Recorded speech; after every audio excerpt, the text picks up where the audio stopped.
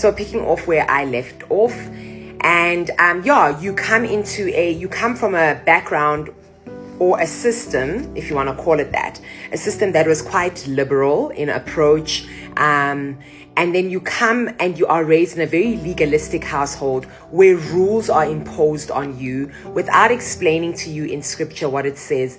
One of their favorite verses that was preached, and I do remember, is obviously in Deuteronomy. I think Deuteronomy something 23. Let me try to see if I can find it, where it talks about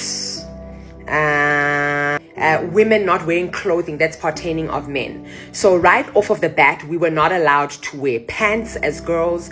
We were not allowed to wear any clothing that pertains of men, which if you read that scripture, by the way, in the whatever hundreds, there was no pants.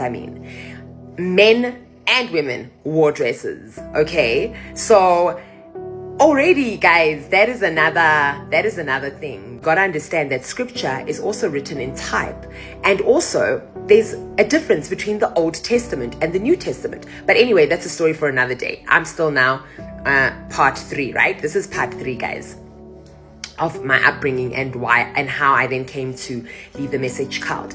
I were brought up that way. Sundays, you have to act a certain way. You have to do things in a certain way and what have you.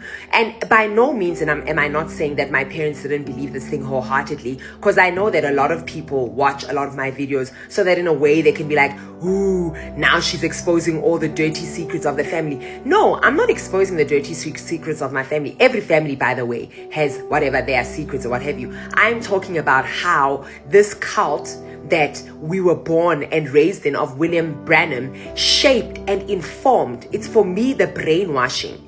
For me, it's the brainwashing. It's how this cult shaped and informed the way my parents thought, the way we thought, even as children in the family, the way, like how we upheld like certain things, like certain values, you know?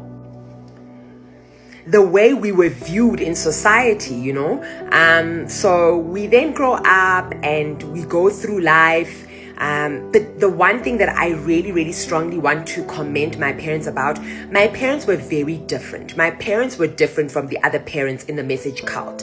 My parents still understood rebana. You know, my parents still understood the aging the adolescence. You know, you're gonna go through puberty. You're gonna like guys. You're gonna like boys. You know, and like girls, whatever. My brothers, they understood, but I could always see the battle, the struggle that would always happen. Where my parents, you can see that they wouldn't even have a problem with some of the other things because scripturally there was nothing wrong. There was nothing like they could pinpoint. I remember my little brother.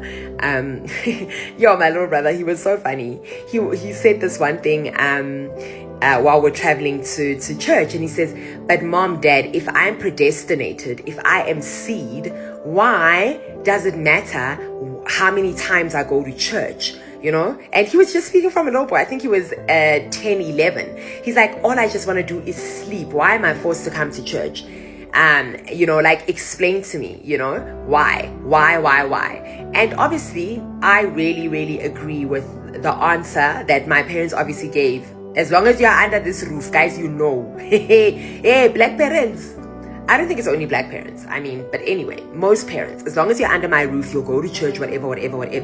But the reality is, you don't understand. There's a difference between saying, as long as you're under my roof, you'll go to church. You're not answering what the child is saying. You're not showing the child scripturally what the importance of going to church is. And yes, my dad would say, you know what? Going to church is you not forsaking to the believers coming together. But there'd also be sprinkles of, but now if how you get again battering, what will people say? And that's the thing. Don't sell me a people ministry. Sell me a God ministry, you know? And by the way, God's ministry doesn't need to be sold. It sells itself. Like, it's all here. You don't need to over explain Mudimu with your doctrines and add your your thoughts around it. You know what I mean? And that's exactly what this cult then did. So we would go to church. Guys, there would be so many incidences. If I can mention one incident that stood out to me was when there was a certain, like in church, the way things are done. We as children, when we went to church, guys, at that message cult, we were exposed to too many things that we didn't need to be exposed to. Like when there would be adultery in the church. When there'd be adultery in the church, the poor people must stand in front of the church and confess to the church what they've done. Hey, my name is Sister Mang Mangi and I slept with Brother Mang Mangi. Hey, my name is Brother Mang Mang. I slept with Sister Mang Mangi, you know, and we've brought shame on the church. No, you didn't bring shame to the church. You brought shame to yourself and to your husband or wife. You guys gotta understand, with a cult, there's a lot of inconsistencies. So with these cult church, with the cult church, so if you are more in the black cult church, a lot of black traditions and black cultural norms are infused in there. If you are in a white message Willam Branham church, a lot of white culture is infused in there. And that for me is already a problem. Once we say we are Christians, guys, God's culture should be the only one. Christian culture is the only culture that we should all be governed by.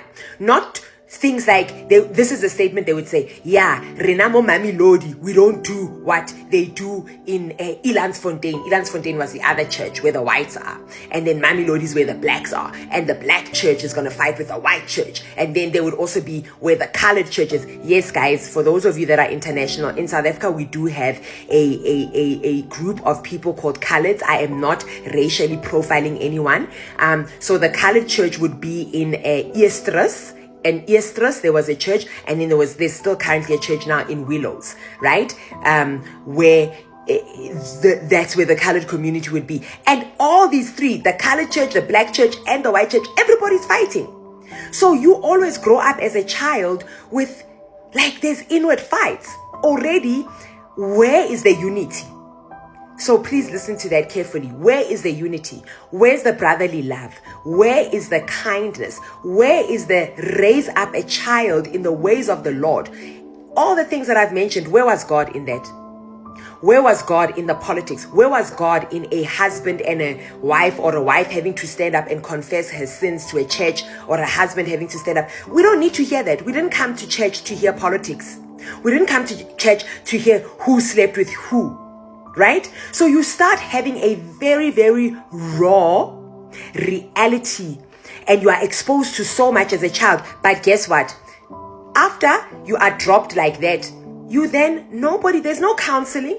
There's no Sunday school. That's another thing. There's no Sunday school. There was no youth camp at the church that I went to. Most of the black churches, the Sunday school and the youth camps are ring, because they say they don't believe in youth camp. Youth camp is a bedding ground for young people to just have sex with each other. Woo! And I'm like, the reality is youth camp is where there can be a revival, where young people get to see other young people that have a fire and a burning for the Lord. So why would you take that away from them? You know? So that's the kind of life we had to live.